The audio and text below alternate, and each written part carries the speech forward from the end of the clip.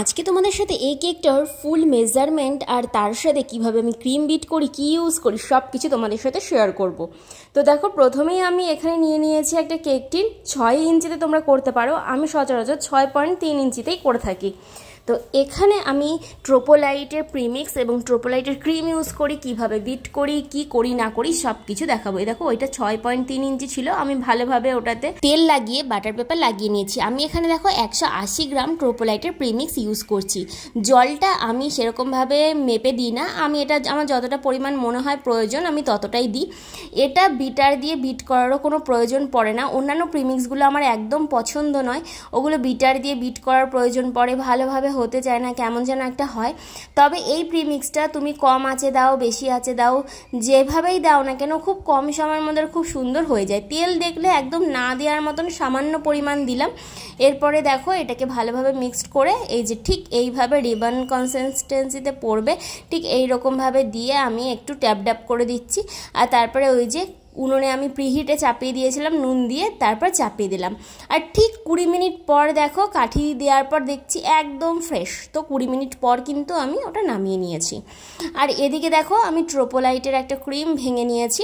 আর এখানে আমি ক্রিম নিয়ে নিচ্ছি 300 গ্রাম। ঠিক আছে, আমি এখানে 250 গ্রাম ক্রিমেই কিন্তু হয়ে যায়, তবে আমি 300 গ্রাম ক্রিম নিচ্ছি। আর তারপরে আবার প্যাকেটটাকে ভালোভাবে সিল করে আমি রেখে দেবো ডিপ ফ্রিজে। আর এটা যেহেতু আমি ভ্যানিলা কেক বানাবো, তাই আমি একটু ভ্যানিলা এসেন্স দিয়ে নিচ্ছি। আর এই দেখো, আমার কাছে দুটো বিটার আছে, একটা হচ্ছে 7 স্পিড আর একটা হচ্ছে স্যালোর বিটার। আমি আজকে তোমাদেরকে এই 7 স্পিড বিটারটা দিয়ে বিট করে দেখাবো। এই বিটারটাও কিন্তু খুবই ভালো, এই বিটারটা দিয়েও কিন্তু তোমার কাজ চলে যাবে। প্রথমে স্লো স্পিডে করলাম আমি খানিকক্ষণ, যখন দেখলাম যে ক্রিমটা অনেকটা গাঢ় হয়ে এসছে, তখন দেখো আমি কিন্তু মিডিয়াম স্পিডে বিট করতে শুরু করলাম। তারপরে যখন দেখলাম যে অনেকটা ফর্মি হয়ে এসেছে, তখন আমি একদম ফুল স্পিড বাড়িয়ে দিয়ে ট্রোপোলাইটটাকে এইভাবে ঠিক বিট করে নিচ্ছি। আর ট্রোপোলাইট জানো তো খুব সুন্দর বিট হয় আর প্রচুর পরিমাণে এয়ার বাবলস নিয়ে নেয়, যেটা আমার একদম পছন্দ না। এই দেখো, আমার ক্রিমটা বিট করা প্রায় হয়ে গেছে। একটু পাশ থেকে সব কিছু নাড়িয়ে চাড়িয়ে এক জায়গায় এনে আর কয়েক সেকেন্ড একটু বিট করে ব্যাস, আমি এবার কিন্তু এটাকে ফ্রিজে রেখে দিয়ে আসবো। আর তারপরে আমি পুরো কেকের ডেকোরেশনটা তোমাদের দেখাবো, কত ওজন হয়েছে না হয়েছে সব কিছু আমি তোমাদেরকে মেপে দেখাবো যে এই কেকটা কত গ্রাম হলো। প্রথমেই দেখে নাও, বোর্ডের আমার হচ্ছে ওজন ছিল 90 গ্রাম। তো তোমরা পরে যে ওজনটা হবে তার থেকে 90 গ্রাম মাইনাস করে দেবে। তো আমি এখানে প্রথমে কেকটাকে 3টে লেয়ারে কাট করে নিচ্ছি।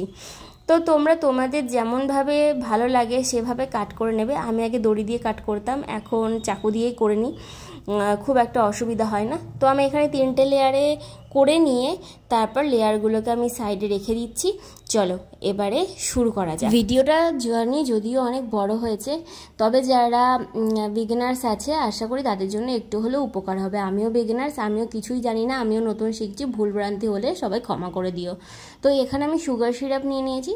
যেহেতু এটা আমি ভ্যানিলা ক্রিম বানাচ্ছি, এর মধ্যে যেহেতু কিছুই যাবে না, তাই আমি সুগার সিরাপ এখানে অ্যাড করে দিয়ে এখানে পাইপিং ব্যাগের মুখটা কেটে নিয়ে আমি এখানে ক্রিম দিয়ে দিয়েছি। পাইপিং ব্যাগের মুখটা সবসময় একটু ছোট করে কাটার চেষ্টা করতে হবে, তাহলে কিন্তু ক্রিমটা একদম পারফেক্ট যাবে, খুব বেশি যাবে না। দেখো, এই যে এখানে আমি নিয়ে নিয়েছি। আর এবার একটু সাইড থেকে মাঝের থেকে সমান করে দিলাম। এরপর ওপরে আরেকটা লেয়ার চাপিয়ে দিলাম। আর এই লেয়ারটা যেহেতু একটু ডোম শেপের রয়েছে, তার জন্য কিন্তু আমি এখানে একটু ভেতরে ক্রিম দিয়ে নিয়েছি। এরপর সেম প্রসেসে আমি সব লেয়ারগুলো করে নেব। আর হ্যাঁ, আমি 180 গ্রাম প্রিমিক্স ইউজ করি, অনেকেই কিন্তু সেখানে আরও কমও ইউজ করে, আরও কম ইউজ করলেও কিন্তু মানে ওজনটা চলে আসে। তবে আমার মনে হয় যে মানে নিজের কাছে স্যাটিসফ্যাকশানটাও খুব প্রয়োজন, কারণ কেকটা খুব ছোট হয়ে যায়। আর আমাদের এখানে সবাই চায় যে হাইট কম হোক, কিন্তু যেন কেকটা একটু বড় হয়, বেশি জনা খেতে পারে। তার জন্য সবসময় আমি 6.3 ইঞ্চিতে করি।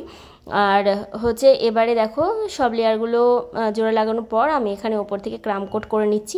আর যখন আমি ট্রোপোলাইটের ক্রিম দিয়ে কাজ করি, ডেলাইটের যদি ক্রিম দিয়ে আমি কাজ করি সেক্ষেত্রে আমি কিন্তু ওটাকে ফ্রিজে রাখি, ফ্রিজে রেখে সেট হতে দিই, তারপরে আমি ওটাকে ফাইনালাইজিং করি। কিন্তু ট্রোপোলাইটে যদি আমি করি আমি কিন্তু ডাইরেক্ট একদম করে দিই। তার কারণ হচ্ছে ট্রোপোলাইটটা এতটাই ভালো লাগে আমার যে মনেই হয় না যে ওইটা মানে ফ্রিজে রেখে সেট করার কোনো ব্যাপার আছে। তার কারণ হচ্ছে এমনিতেই ওইটা এতটাই সেট হয়ে থাকে ক্রিমটা যে কাজ করতেই একটা আলাদা রকম শান্তি আসে।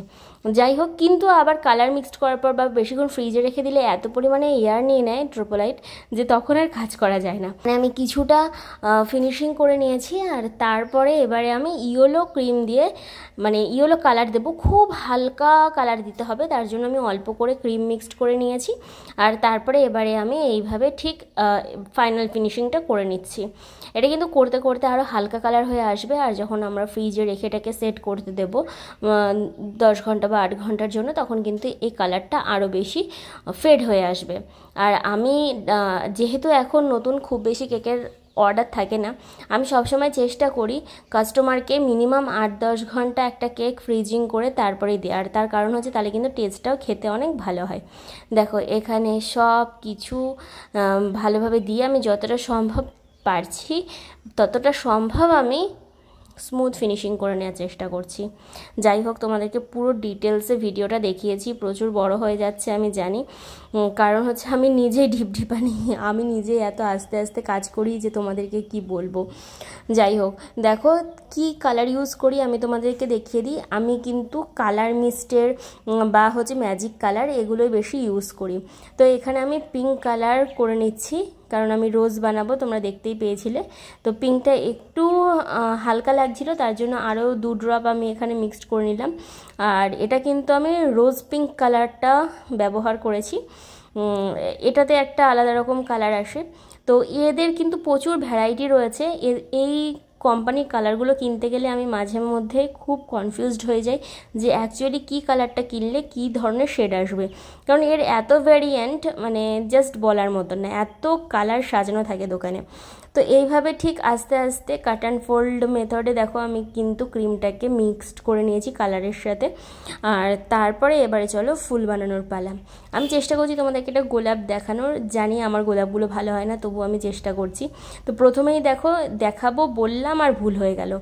যাই হোক চলো, তবুও আমি যতটা পারলাম তোমাদের সঙ্গে শেয়ার করার চেষ্টা করলাম। জানি না তোমাদের একটু উপকার হবে কি না, যদি হয় তাহলে বলো, কারণ তোমরা এত পরিমাণে মেসেজ করো। অ্যাকচুয়ালি সত্যি কথা, তোমরা যারা আমার কাছে ক্লাস করতে চাও, আমি নিজেই কিছু জানি না, তোমাদেরকে কি শেখাবো বলো, আমি নিজেই এখনও শিখছি। তোমাদেরকে বারবার এই কথাটা বলি, আর এবারও বলছি। এই দেখো একটা সুন্দর গোলাপ তৈরি করে নিয়েছি, আর গোলাপটা এবার বসিয়ে দিচ্ছি। আমি কেকটার মধ্যে 3টে গোলাপ বসিয়ে নিয়েছি। এইবারে একটা স্টার নজল দিয়ে আমি এখানে বর্ডার দিয়ে নিচ্ছি। এই স্টার নজলগুলোর কিন্তু কোনো নাম্বার হয় না, এগুলো পুরো একদম সেট পাওয়া যায়।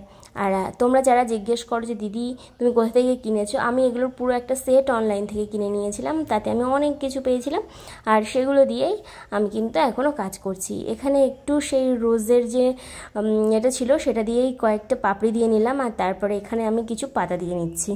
ব্যাস দেখো আমার কেকটা কিন্তু কমপ্লিট, আর কত ওজন হয়েছে সেটাও তোমাদেরকে দেখাবো। তারপর আমার বর চলে এলেন ফাইনাল কিছু ডেকোরেশন করতে। এই যে সুগার বলগুলো সবসময় ওই কেকের মধ্যে লাগায়, এই যে বসে বসে করছেন। যাই হোক, এরপর আমি এদিক থেকে বড়াটা দিয়ে নিলাম। পিঙ্ক কালার অনেকটা বেঁচে ছিল, তো পিঙ্ক কালারটা দিয়ে ভাবলাম চলো বড়াটা দিয়ে দিই। আর সত্যি কথা বলতে স্টার নাজলগুলো দিয়ে না বড়া দিতে খুব ভালো লাগে। তো গোলাপের ওপর একটু আমি সিলভার স্প্রে করে দিলাম, আমার এটা খুব পছন্দের। তো দেখো এবারে তোমাদের ফাইনাল ওয়েটটা দেখাচ্ছি। ফাইনাল ওয়েট হয়েছে 705 গ্রাম। এবারে তোমরা 90 গ্রাম বাদ দিয়ে বলো যে কত ওয়েট হলো।